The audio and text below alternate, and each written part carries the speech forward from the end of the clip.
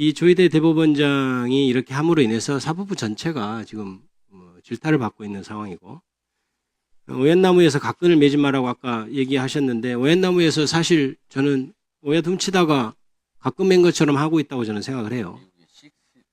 이런 것들이 사회의 최종 분쟁 해결 기관으로서 신뢰가 있어야 할 사법부가 지금 겪고 있는 일입니다.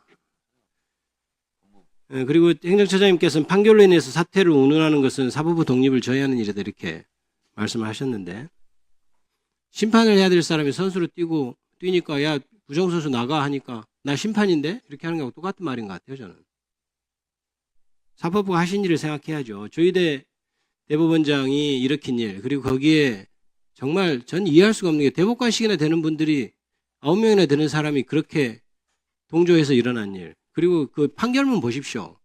뭐 말씀 못 하시겠지만 판결문 수준을 보세요. 그리고 그를 반대하는 반대 의견이 이제 아주 절절한 마음으로 사법부가 정치 한복판에 뛰어들면 안 됩니다라고 피를 토하는 심정으로 쓴 판결문을 처장님이 보셨을 겁니다. 거기에 대해서 굳이 답변을 제가 받지는 않겠습니다.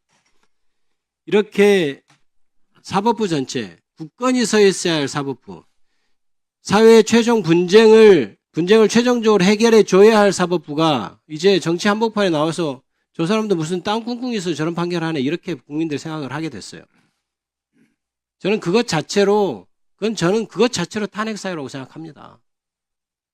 사법부의 신뢰를 이렇게 저하시킨 것 자체로 사퇴해야 된다고 저는 생각해요.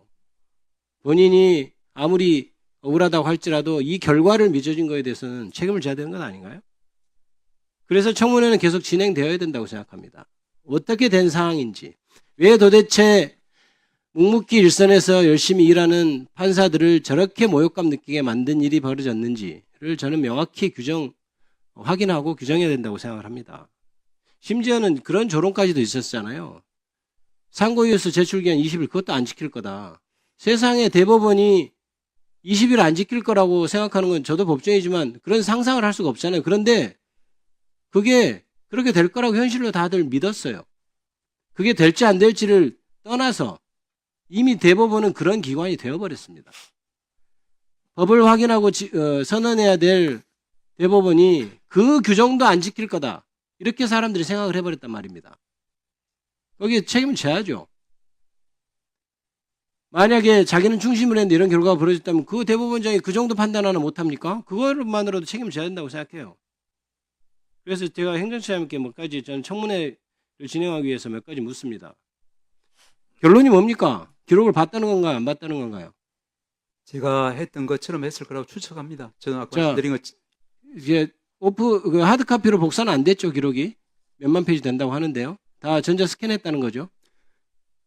스캔은 아까 말씀드린 것처럼 이제 대법원에서 이제 제출된 문건은 스캔이 되기 시스템으로 지연이고요. 자, 아까 죄송합니다. 시간이 없어서 제가 자꾸 답변을 끊는데 이게 저 핵심입니다. 지금 처장님은 상고이유서 답변서 1, 2심 판결 이런 거 봤을 거다 이렇게 얘기하잖아요. 그거는 하드카피로 전달됐습니까? 스캔해서 전달됐습니까?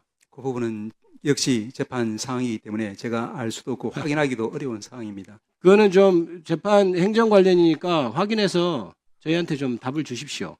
그거 제가 그거를 내용을 지금 알자고 하는 겁니까? 하드카피로 갔는지 스캔해서 갔는지 정도는 확인해 줘야죠. 확인해 주십시오. 그 정도는 우리 행정처의 말을 백보 양보해서 인정하더라도 그 정도는 읽어야죠. 그리고 저는 이거 한 가지 좀 묻고 싶습니다. 저는 내용도 이 시기에 재판을 한 것도 정책 중임을 어겼다고 생각하지만 내용도 너무 형편없다고 생각하는 것이 대법관님들 대법관들 파기환송에 찬성한 법관들 말이에요. 예. 대법관들. 예. 그 녹음 파일 들어봤습니까? 이재명 피고인이 했던 말, 그 말을 들어봤습니까? 녹음 파일 실제 들어본 대법관이 있는지 한번 확인해 보세요. 다 스크립트 보고 저는 판단했을 거라고 봐요. 저는 보지도 않았을 거라고 생각해요. 1분만 주십시오. 정리하겠습니다. 저는 스크립트도 안 봤을 거라고 저는 생각하는 편입니다. 그런데 백보 양보해서 녹음 파일은 들어야죠. 왜 그러냐면 판결문에 그렇게 써 있어요. 판례를 적시하면서 허위의 사실을 공표한 것인지 표현의 객관적 내용과 전체 취지 이런 것은 그 표현이 선거인에게 주는 전체적인 인상을 기준으로 판단해야 된다. 그래서 어쩌고 저쩌고 블라블라 하고 있어요. 그러면 자기도 들어봐야죠. 텍스트하고 이게 들어보는 거하고 저는 전혀 다르다고 생각합니다. 들어만 봤어도 그런 결론 도저히 저는 못 냈을 거라고 생각해요. 그거는 제가 청문회 할 때도 한번 물어볼 겁니다. 정확히 확인해서 저희한테 알려주십시오. 텍스트를 그 음성 파일을 들었는지. 대법원 판결하는데 1심과 2심 판결을 보고 둘 중에 하나를 고를 수 있습니까, 시장님? 그렇게 해서는 안 됩니다. 판결문에는 그런 내용이 들어있습니다. 1, 2심 판결을 보고 어느 쪽이 맞는지 판단하면 된다. 행정시장님 입장은 그래서는 안 된다는 입장 맞죠? 법률적인 쟁점에 대해서 상고 이후로 들어있는 법률적인 쟁점에 대해서 상고심은 법률심은 판단하는 것이고 그에 필요한 범위 내에서 1심과 2심의 사실인정을 원용하거나 때로는 거기에 대해서 분석하거나 그렇게 합니다. 제가 알기로도 이 사건에 있어서는 1심과 2심의 사실인정에 있어서 크게 차이는 없고 다만 아까 말씀드린 것처럼 그 분절적으로 평가할 건지 아니면은 종합적으로 평가할 건지 하는 그런 기준을 가지고 주로 이제 법적인 쟁점이 되어서 심판을 한 것으로 저는